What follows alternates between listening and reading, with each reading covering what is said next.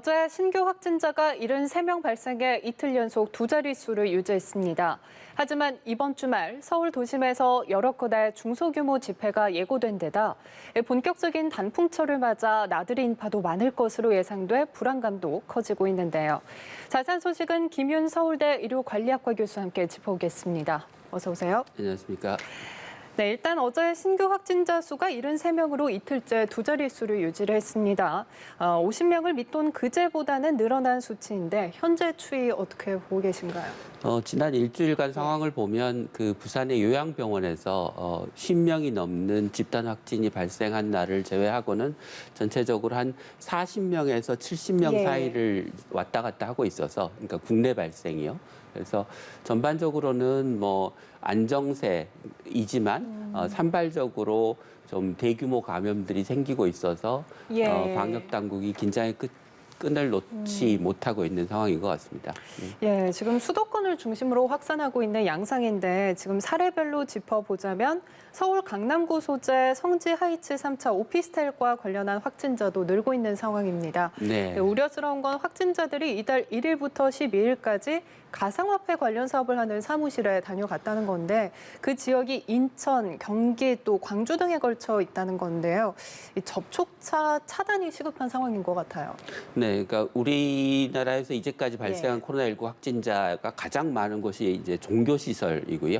그 다음이 사실은 방문 판매입니다. 그러니까 요 가상화폐 관련 사업을 했던 이 사무실도 사실은 성격상 방문 판매랑 비슷한 성격을 갖는다고 할 수 있는데 이제 이게 위험한 것은 여러 군데서 여러 지역에서 사람들이 온다는 것과 누가 왔다 갔는지가 참 명확하지 않다는 것이어서 방문자 이 시기에 지금 이 사무실을 방문한 분들은 빨리 자발적으로 검사를 받아주시는 게 좋을 것 같습니다. 예, 그리고 서울 중랑구에 있는 이마트 상봉점과 관련한 확진자도 늘고 있는 상황입니다. 직원의 90% 이상이 구내식당을 이용했고, 하지만 칸막이 설치나 이제 한 사람 건너서 착석해서 잘 수칙을 지켰는데, 그럼에도 불구하고 확진자가 늘어난 원인은 무엇 때문이라고 보시나요? 방역 당국 발표에 의하면 지금 휴게실과 탈의실에서 아마 감염이 일어난 게 아닌가 이제 의심을 하고 있고요. 아무래도 이제 탈의실 같은 곳은 마스크를 계속 쓰고 있기 어려운 상황일 수도 있어서 그런 이제 어려운 공간에서도 방역 수칙을 지키기 위해서 좀 지혜를 모아야 될 것 같습니다. 현재는 직원들은 다 검사를 받은 상황인데 13일 날 이제 첫 확진자가 나왔기 때문에 잠복기를 고려하면 1일부터 13일 사이에 이 이마트 상봉점을 다녀가신 분들에게는 지금 방역 당국이 검사를 받기를 권고하고 있는 상황입니다. 예. 한편 부산 만덕동에 위치한 헤드락 요양병원에서도 확진자가 지금 추가로 나왔습니다. 특히 새롭게 추가된 직원 확진자 중 한 명은 방사선사로 알려졌는데요.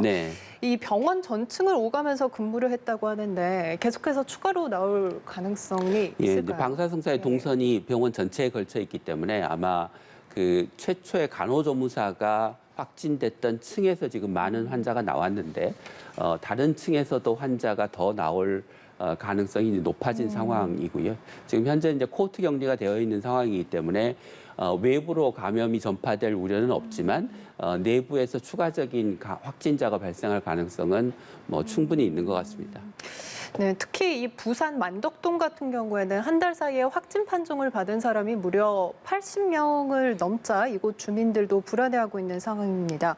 전국에서 처음으로 동 단위의 특별 방역 조치까지 내려졌지만 허점이 있었던 게 아니냐 이런 지적도 나오고 있거든요. 네, 그러니까 동 단위의 방역 조치라고 하는 게 지금 실제로 어느 정도 효과가 있을지는 아직 뭐 객관적으로 검증된 바는 없지만 그 지역에서 워낙 많은 이제 확진자가 한꺼번에 나왔기 때문에 그 부산시가 공원을 폐쇄하고 소규모 식당도 뭐 영업을 제한하는 등의 조치를 했는데 이제 알고 보니 처음엔 풀었다가 나중에 민원이 이제 제기되니까 다시 공원을 열었고 식당에 대한 어떤 그 영업 제한 조치 같은 것도 얼마나 효과가 있었겠느냐라고 하는 비판이 있었던 것 같습니다. 그래서 이 지금 만덕동 상황은 추후에 방역 당국이 좀 면밀한 재분석을 통해서 이렇게 이제 소지역에서 집단 감염이 발생한 경우에 당국이 어떤 조치를 취해야 될 것인지에 예. 대한 구체적인 좀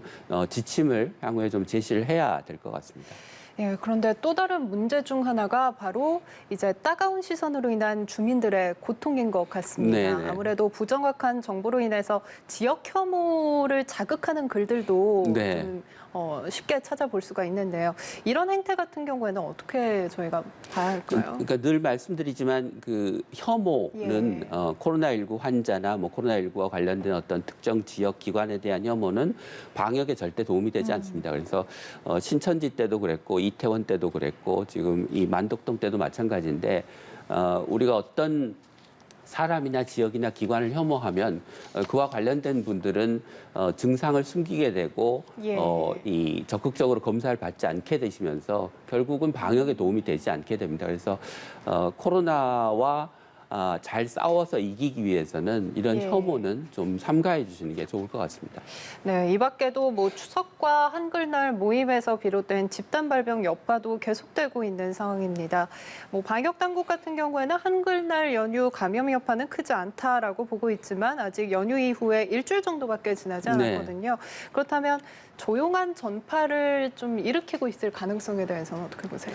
그러니까 코로나19의 이제 최대 잠복기가 예. 14일이긴 하지만 사실 대부분의 환자가 뭐 일주일 이내에 이제 증상 발현이 되기 때문에 지금 한글날 연휴가 지난 지 한 일주일이 됐기 예. 때문에 그리고 그 사이에 대규모 이제 집단 감염, 연쇄된 집단 감염은 없기 때문에 국민들이 한글날로 인한 추후에 집단 감염이 생길 가능성은 그렇게 높지 않다고 판단을 하셔도 될 것 같습니다.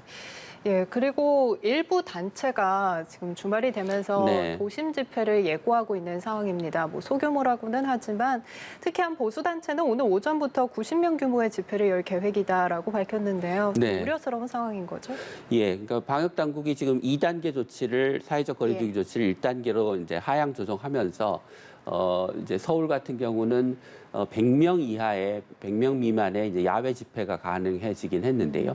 갑자기 이제 뭐 그 1000건이 넘는 집회 신고가 있고 그 중에 이제 상당수가 허가를 받은 것 같은데요. 예. 뭐 소규모 집회라고 하더라도 인접한 공간에서 여러 개가 열리고 또 사람들이 움직이면서 함께 모여서 대규모 집회로 발전하면 예. 사실상 대규모 집회와 다를 바가 없기 때문에 이 그 방역 당국과 뭐 경찰이 잘 이제 그 관리나 통제를 하시리라 생각하지만 이게 대규모 집회의 형태로 발전되지 않도록 면밀한 주의를 좀 기울이셔야 될 것 같습니다.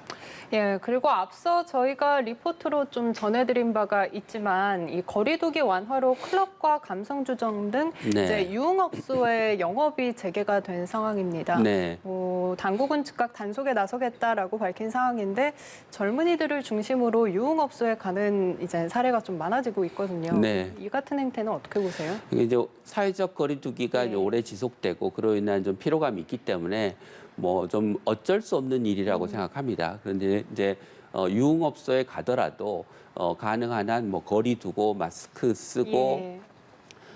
그 감염을 확산시킬 수 있는 뭐 위험한 어떤 행동 같은 거를 이제 최대한 지키면서 그 유흥업소를 가야 우리가 사회적 거리두기가 예. 또 올라가고 결국은 그래서 유흥업소도 갈 수 없는 상황이 되는 것을 좀 막을 수가 있을 것 같아서 좀 뭐랄까 방역 수칙을 예. 잘 지키는 슬기로운 이용이 필요할 것 같습니다. 그렇군요.